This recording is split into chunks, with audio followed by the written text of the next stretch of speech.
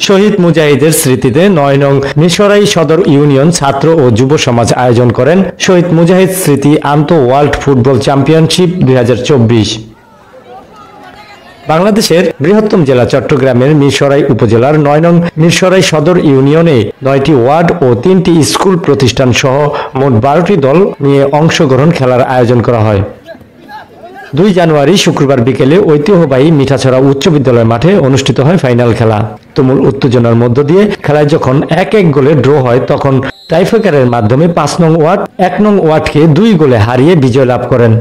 ৮ ফেব্রুয়ারি ২০১২ সালে চট্টগ্রামের বিশ্ববিদ্যালয় 0 পয়েন্টে তৎসময়ের বিচক্ষণ ও চৌকস মেধাবী ছাত্র মুজাহিদকে হত্যা করা হয়। তার স্মৃতি বিচরিত এই ফুটবল খেলার আয়োজন করেন ৯ নং ওয়ার্ড মিরসরাই সদর ইউনিয়নের ছাত্র ও যুব সমাজ।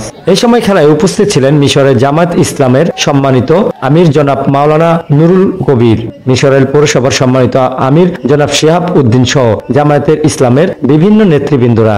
আরও উপস্থিত ছিলেন মিঠাছড়া উচ্চ বিদ্যালয়ের সম্মানিত প্রধান শিক্ষক জনাব জামশেদ আলম। হাজারো জনতার উপস্থিতিতে এমন একটি খেলার উপভোগ করতে পেরে অনেকেই সন্তোষ প্রকাশ করেন।